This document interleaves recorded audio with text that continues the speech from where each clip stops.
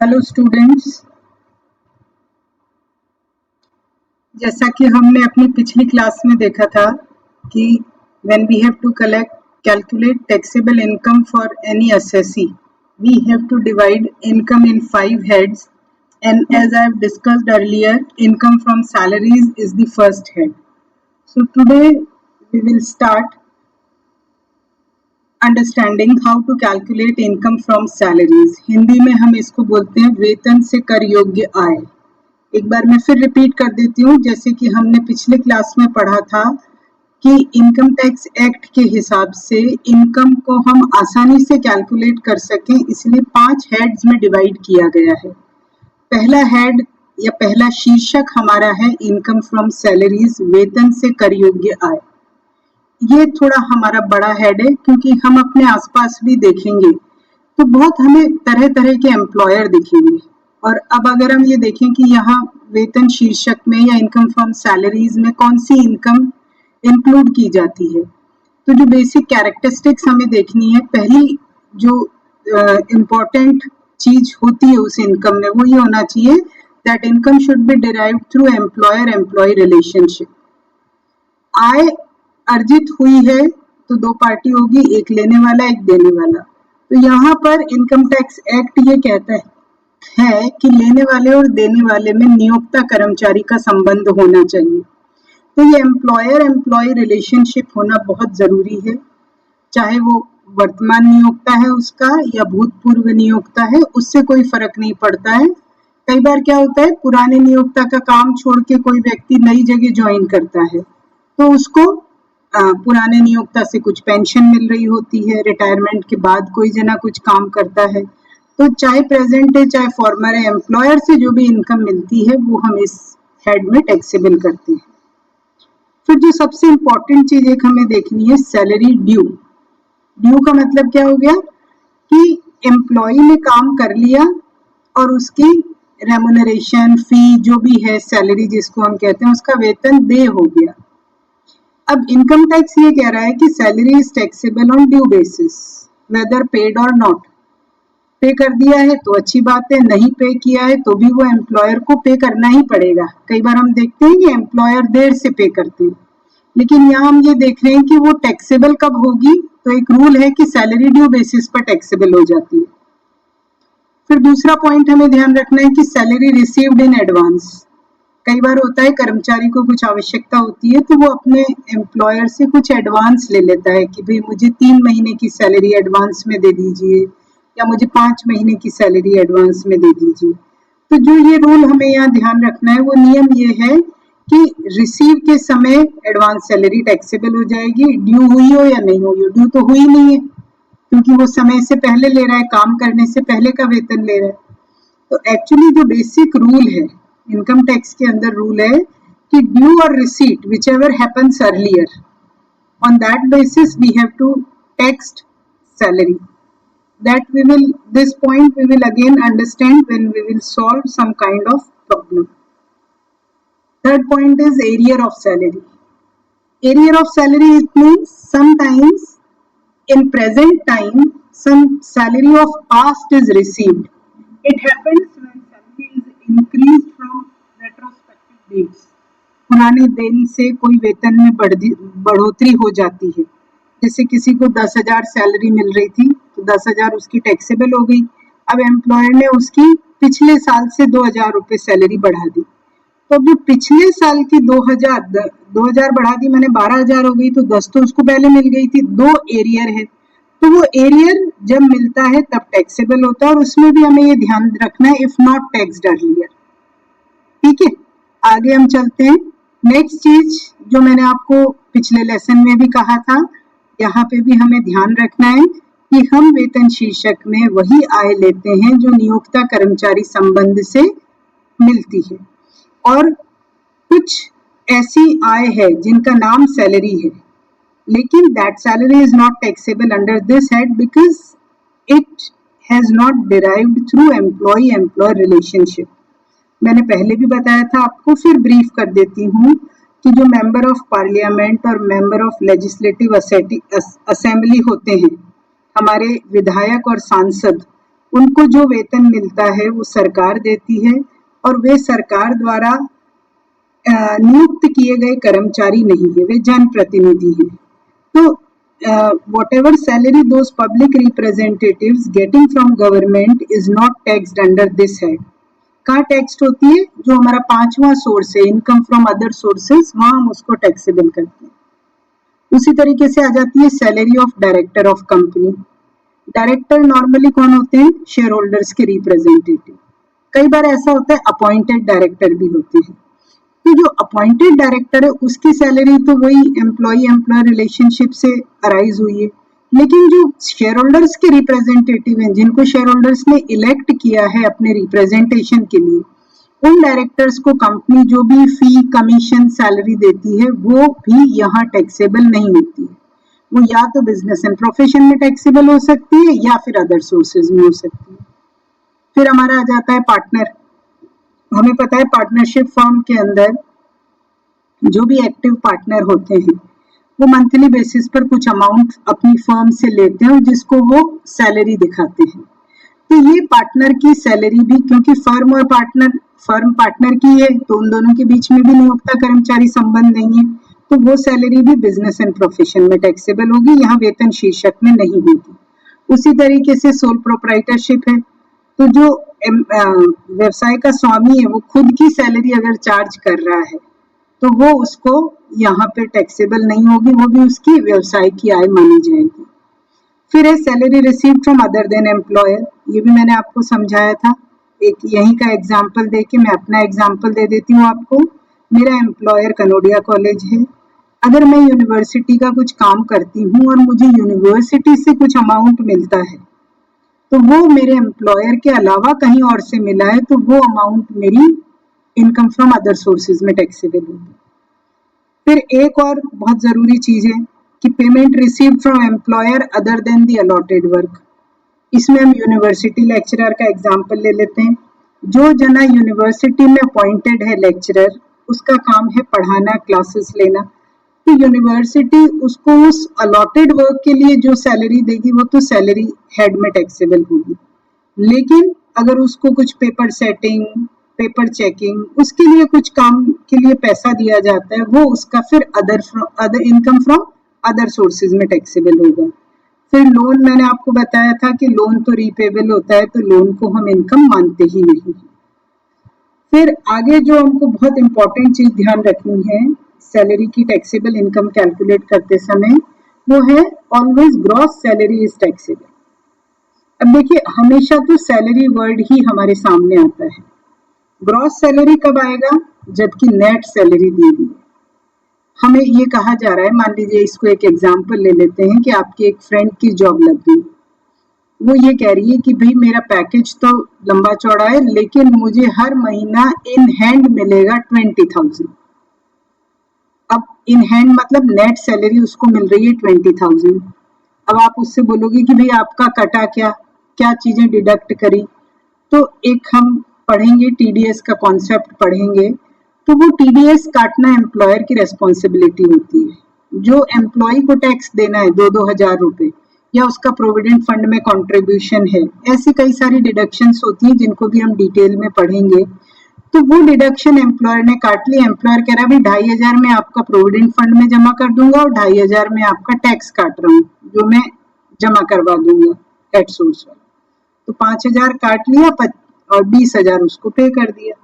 अब यहाँ नियम क्या कह रहे हैं कि ग्रॉस सैलरी टैक्सेबल होगी। तो भले आपके फ्रेंड को 20,000 पर मंथ सैलरी मिल रही है लेकिन उसकी जो टैक्सेबल सैलरी होगी वो होगी net salary received, that is 20,000 plus deductions made by employer. Here we have assumed that employer is making two deductions, 2,500 rupees for TDS and 2,500 rupees for PF contribution. So we'll add those 5,000 rupees. So the gross salary for this assessee will be 25,000 rupees. तो जो उसका taxable amount होगा वो होगा 25,000 rupees per month. फिर हमने ये concept clear कर ही लिया था कि advance salary is taxable of the time of receipt, arrear salary is taxable on due basis, और वेजेस को भी हम सैलरी ही मानते हैं। फिर कुछ और बातें होती हैं, जैसे कई बार हमारे पास आता है सरेंडर ऑफ सैलरी। जैसे अभी हमने देखा कि ये पैंडेमिक के लिए जो अलग अलग स्टेट में चीफ मिनिस्टर्स ने कोविड रिलीफ फंड बनाए, या फिर हमने ये देखा कि प्राइम मिनिस्टर का कोविड रिलीफ फंड बना हुआ था। तो इन सब के अंदर जो कंट्रीब्यूशन दिया जाता है उसके लिए कई बार एम्प्लॉयर अपने एम्प्लॉयज को कहता है कि भाई आप अपनी 1 दिन की सैलरी दे दीजिए, 4 दिन की सैलरी दे दीजिए। This is known as surrender of salary. तो voluntary surrender of salary happens every year. Sometimes it is due to flood relief fund, sometimes earthquake relief fund. अब यहाँ पर यह है कि वॉलेंटरी सरेंडर अगर गवर्नमेंट एम्प्लॉय ने किया है तो उसके लिए टैक्स फ्री होगा। गवर्नमेंट एम्प्लॉय के लिए टैक्स फ्री, इसका मतलब बाकी लोगों के लिए वॉलेंटरी सरेंडर टैक्सेबल होगा। ठीक है, फिर आगे हम आते हैं टैक्स फ्री सैलरी। अब टैक्स फ्री सैलरी का मतलब क्या हो गया कि एम्प्लॉयर जब अपने एम्प्लॉय को सैलरी दे रहा है तो उस सैलरी पे जो टैक्स था वो एम्प्लॉयर ने जमा करा दिया, तो एम्प्लॉय के हाथ में वो टैक्स फ्री सैलरी हो गई। लेकिन अब हमें यहाँ पर क्या करना है कि उसकी टैक्स लायबिलिटी है या नहीं है, हमें एक बार ये तो देखना है कि उसकी ग्रॉस टैक्सेबल सैलरी कितनी है। तो उसके लिए वो सैलरी भी जिसमें उसको टैक्स फ्री सैलरी मिली है, एम्प्लॉयर ने जितना टैक्स जमा किया है, वो दोनों जोड़कर भी हम उसकी ग्रॉस सैलरी में इंक्लूड करेंगे। और बाद में जो उसकी टैक्स लायबिलिटी आएगी, अगर मान लीजिए उसकी टैक्स लायबिलिटी आ रही है 20,000 रुपए, एम्प्लॉयर ऑलरेडी 20,000 टैक्स पे कर चुका है, तो फिर उसकी कोई टैक्स लायबिलिटी नहीं बनेगी। फिर हमारा होता है कई बार salary withheld by the order of the court. कई बार ऐसे होता है नियोक्ता कर्मचारी के अंदर कोई विवाद हो जाता है, निकाल देते हैं या नौकरी छोड़ देता है, कोर्ट केस चल जाते हैं।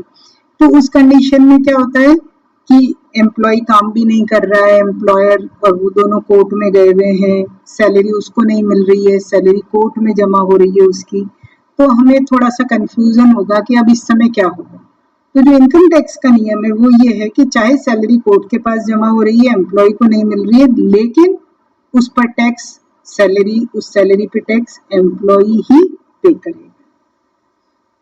फिर हमारे हैं कि कुछ अगर फॉर्मर एम्प्लॉयर से कुछ उसको पेमेंट्स मिल रहे हैं, पेंशन मिल रही है, तो जैसा मैंने अभी आपको बताया था वो सब भी उसकी ग्रॉस सैलरी में ऐड हो जाएंगे।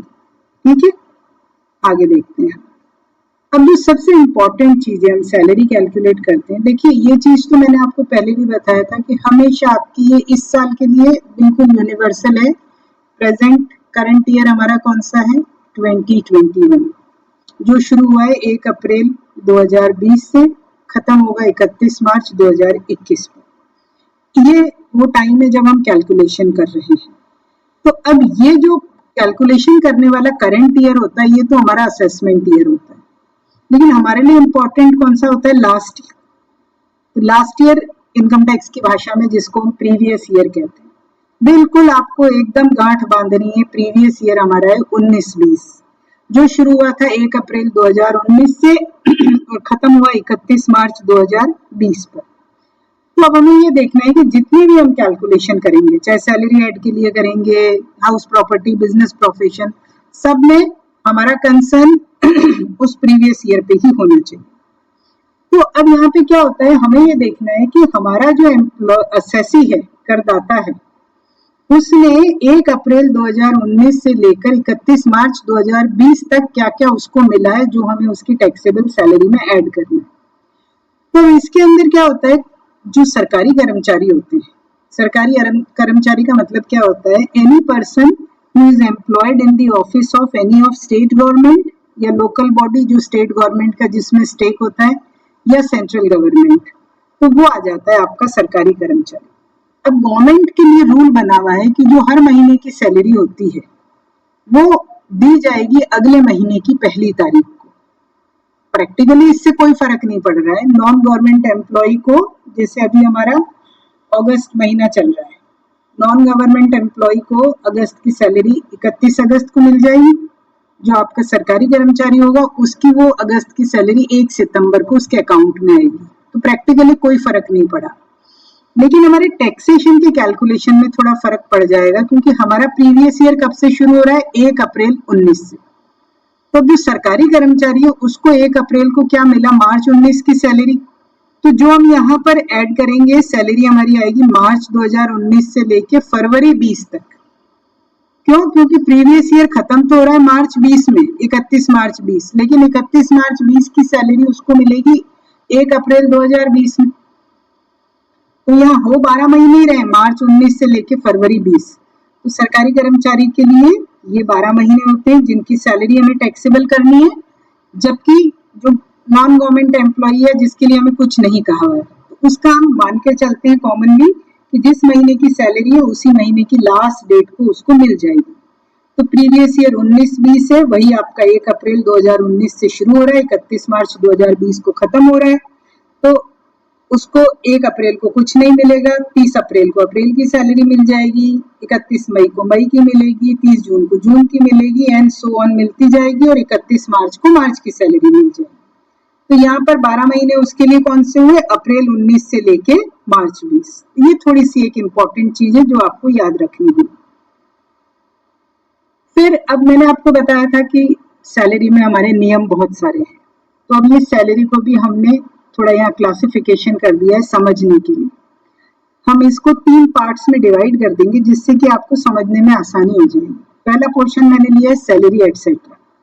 एटसेट्रा में क्या आ जाता है? Salary, bonus, commission and allowances. आज वाली क्लास में हम यही देखेंगे। तो ये सब क्या हो गए? मॉनेटरी फॉर्म में जो उसको एम्प्लॉयर बेनिफिट दे रहा है वो सारे यहाँ होंगे। सेकंड, पर्क्यूजिट्स, ये एक अगेन टैक्सेशन की टेक्निकल टर्म है, पर्क्स भी कहते हैं कई लोग। इसका मतलब क्या होता है? Facility provided by the employer. तो यहाँ आपके सारे आ जाते हैं नॉन मॉनेटरी बेनिफिट जो उसको एम्प्लॉयर से मिले। रिटायरमेंट बेनिफिट जो रिटायरमेंट के समय मिलते हैं वो हम बाद में देखेंगे। अभी जो मैंने आपको कहा है कि हमें बहुत सारी क्लासेस पढ़नी पड़ेगी सैलरी की, वो क्लास में हमारा फर्स्ट पॉइंट डिवाइड होगा सैलरी एटसेट्रा। तो आज हम देखेंगे सैलरी, बोनस एंड कमीशन, और अगली क्लास में हम देखेंगे अलाउंसेस। तो अब आप देखिए सैलरी एटसेट्रा में आती है बेसिक सैलरी। अब बेसिक सैलरी नॉर्मली जो प्रचलन है हमारे यहाँ मंथली है। कोई भी नौकरी करता है वो बोलता है मुझे महीने के 25,000 मिलेंगे, मुझे महीने के 20,000 मिलेंगे। तो नॉर्मली मंथली का प्रचलन है, but if quarterly salary is given या ईयरली गिवन, हमें क्या देखना है कि हमारा प्रीवियस ईयर 1920 है, हमारा assessee for whom we are doing calculation, whatever amount the assessee has received as basic salary from 1st April 2019 to 31st March 20 will be taxable in this previous year. और फिर अगर net salary दी हुई है तो net salary के अंदर हम deductions add कर देंगे, क्योंकि हमने नियम पढ़ा हुआ है कि always gross salary is taxable. और डिडक्शंस क्या होती है मैंने अभी आपको बताई भी थी। टीडीएस होता है tax deducted at source. Employer का खुद का कॉन्ट्रीब्यूशन प्रोविडेंट फंड में, उसने अपने एम्प्लॉयर से कोई लोन ले रखा है तो उसका रीपेमेंट जो उसकी इंस्टॉलमेंट या किश्त कटती है। कई बार एम्प्लॉयर उसको कुछ फैसिलिटी देता है, उसके लिए कुछ चार्जेस करता है, तो वो चार्जेस आ जाते हैं। तो ये डिपेंड करता है, और ये सब हमें दिया जाएगा कि इतनी नेट सैलरी और इतनी डिडक्शन है, अकॉर्डिंगली हम नेट सैलरी में डिडक्शन जोड़ देंगे और ग्रॉस सैलरी है। देखिए इनकम टैक्स में खास बात क्या है कि इसमें हमें कभी कुछ अज्यूम नहीं करना पड़ता है, हर चीज दी जाती है, नियम दिया हुआ है, पहले हम नियम समझ रहे हैं, नियम के हिसाब से फिर हम कैलकुलेशन करते हैं। अज्यूम तो करना ही नहीं, हमें अपना तो कोई राय लेनी नहीं है यहाँ पर। फिर बेसिक सैलरी के बाद आता है इसमें बोनस। बोनस आप सबने सुना होगा नाम। बोनस क्या होता है?